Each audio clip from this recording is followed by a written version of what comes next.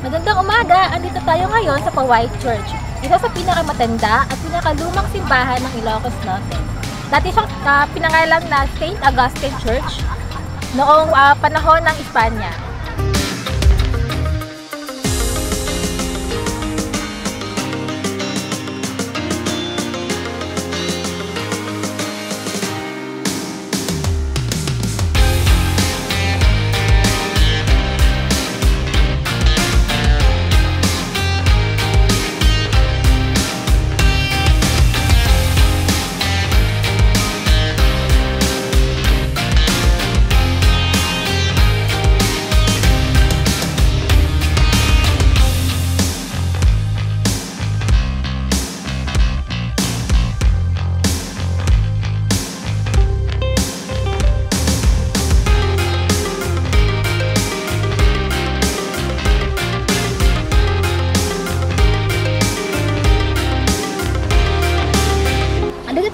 Sa Malacanang of the North. Ang Malacanang of the North ay isa sa mga pinakasikat na pasyalan dito sa Ilocos Norte. Ito ang dating tirahan ni dating Pangulong Ferdinand Marcos.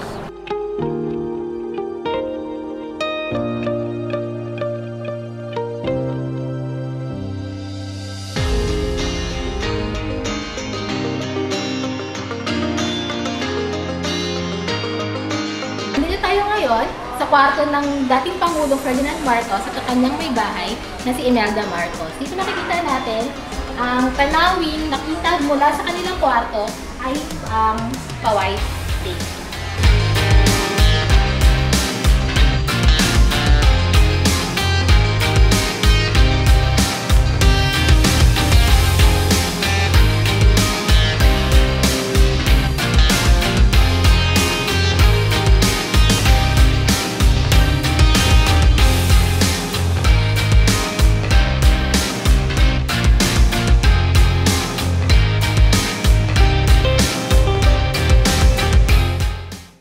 Magandang araw! Ulit tayo ngayon sa Baluarte. Ang Baluarte Zoo ay pamamay-ari mismo ni Chavez Singson. So tara, ikot tayo!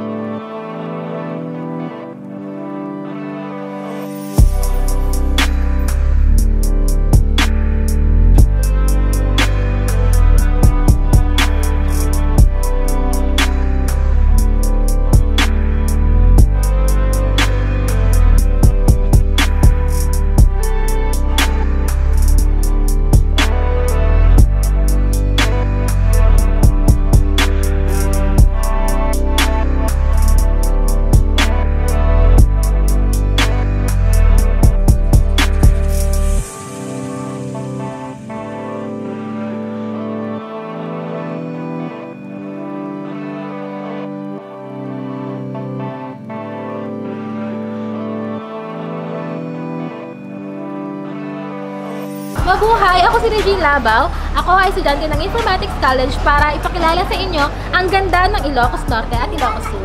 So una, pupuntahan muna natin ang Vigan. Tara, ikot tayo!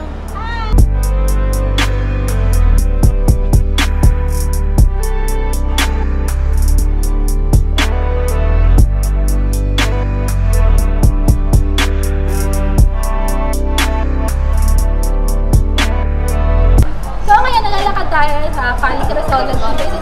Isa sa mga tourist spot ng Vigan.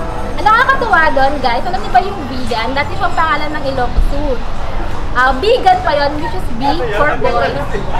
Noong panahon ng Espanyol, dumating si Juan Salcedo na siya yung nagbago sa pangalan ng Ilocos Sur.